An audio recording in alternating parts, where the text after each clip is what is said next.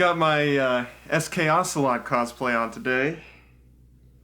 You guys aren't gonna be able to take me seriously when I'm wearing this, are you? Okay, so today I want to talk to you guys about a little bit of a question or topic that's been on my mind for like around a month or so. Why does Riot remove items in League of Legends? Normally in my videos I use a question as a jumping off point to go into some sort of contrived explanation telling you guys why it is Riot removes items in League of Legends, but today I'm actually seriously wondering, do you guys know why does Riot remove items in League of Legends? They've given us a number of reasons over the years, but I'm starting to wonder whether they're all for the best of reasons. You see, the thing that sort of got me thinking about this was in patch 5.22, we had, of course, the preseason patch, which included the removal of sort of the occult, which sort of got me thinking, there's been a lot of items that Riot has removed over the years in League of Legends. I mean, at this point, you have Sword of the Occult, you have Leviathan, you have Cage's Lucky Pick, you have Heart of Gold, Force of Nature, Milady, Madrid's Blood Racer, you even have Sage's Ring. Do any of you guys remember that item? We used to have blue pills before that was reworked into the recall ability. You guys probably think I'm just making that up, don't you? No, you actually had to pay 600 gold to buy a blue pill every time you wanted to back to base. We used to be Dota. I can understand the removal of some items, like if you're taking out Oracles because you're reworking how Vision works, or if you're taking out Zhonya's Ring because you're reworking it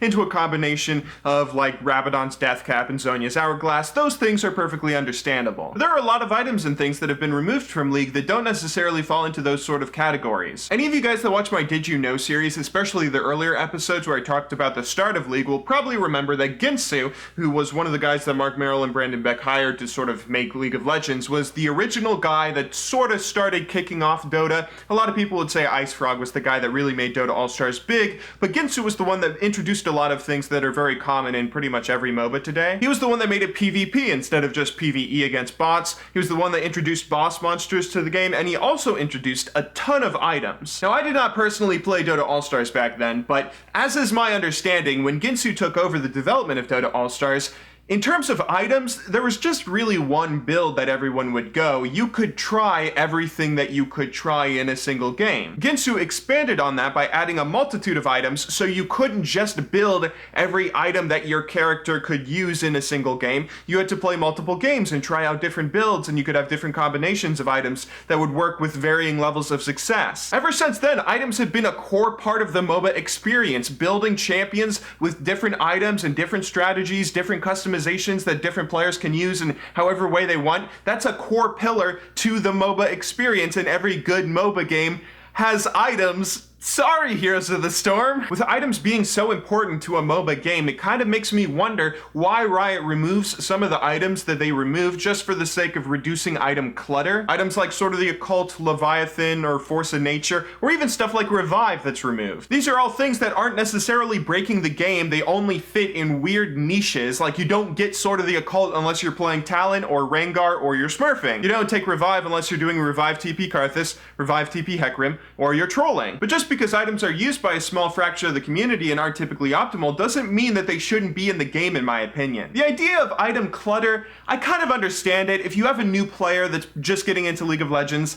and they're playing Syndra in a normal game and they say, oh, cooldown reduction would be good on this champion, you don't want them to open up a cooldown reduction tab that has hundreds and hundreds of items in it that you just say, okay, pick the most optimal one for Syndra or you're reported. But I feel like that's kind of the way that you introduce people to MOBA games. One of my best experiences and best memories playing MOBA games, where I remember this very vividly. When I was leveling up my account to level 30, I was playing a lot of Twisted Fate, where I would play Twisted Fate on Twisted Treeline, I would max his E, and then I would just stack 5 Miladies and Boots. I thought that must be so OP, and I found it really fun to use to max out his attack speed and everything, but it was something that obviously wasn't super OP, and that's one of the experiences that you have when you first get into a MOBA game, seeing all the crazy items that can do all the crazy things, and then thinking, you know, oh, this item would probably be really OP if I did it like this. What if I stacked 5 Infinity Edges or whatever? You think of all those crazy builds, you try them out, and you realize they aren't OP. That's one of the ways that you're sort of introduced to the mechanics of the game, and one of the ways that you kind of start wrapping your head around how it's all balanced. I just don't want Riot to start removing weird and cool items because they're suboptimal. Stuff like the Zz'rot portal, that's a really cool, weird item that I want to be in the game forever, even if it is only used in normal games and not taken that often in ranked or competitive play. It's still a really weird, cool, and fun item that's really interesting to experiment with. I want to see Riot continue adding items like that to the game, not have them remove them all just because they're suboptimal on most champions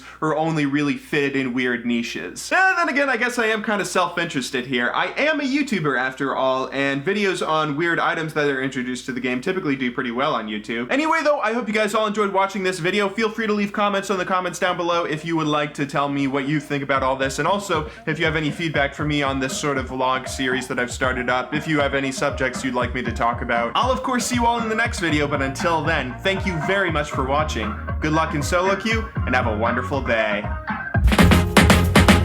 Alright, kick back, relax, and let's hit it again. While you go tell your mother, father, cousin, and kid, and your other friends that don't even have a clue what this 2-2 crew is about to do. You know it ain't fool's gold, this is kryptonite. Super MC